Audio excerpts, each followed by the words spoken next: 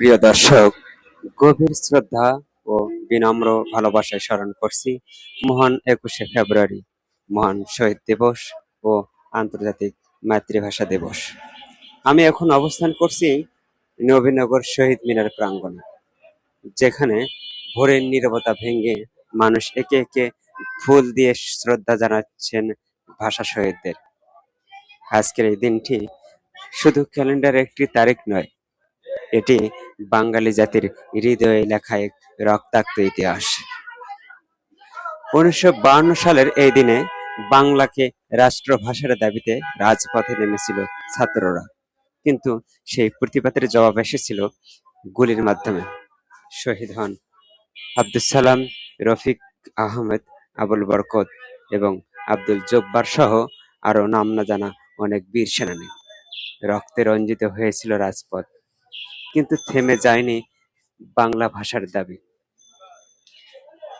বিশ্ব ইতিহাসে বিরল, যেখানে মানুষ নিজের মাতৃভাষার জন্য জীবন উৎসর্গ করেছে।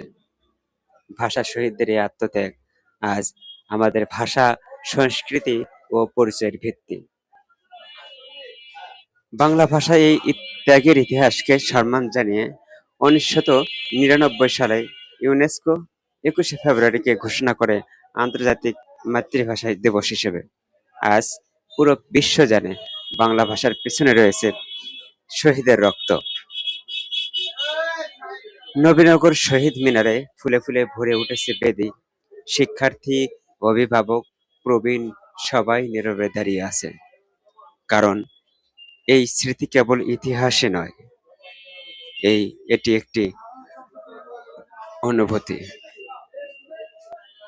এই মহান দিনে ভাষা শহীদদের আত্মার মাগফিরাত কামনা করছি।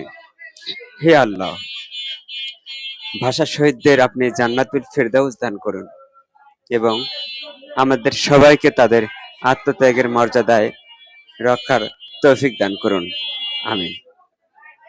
21শে ফেব্রুয়ারি আমাদের অহংকার, আমাদের পরিচয়, আমাদের আত্মপরিচয়, আমাদের অমর চেতনা।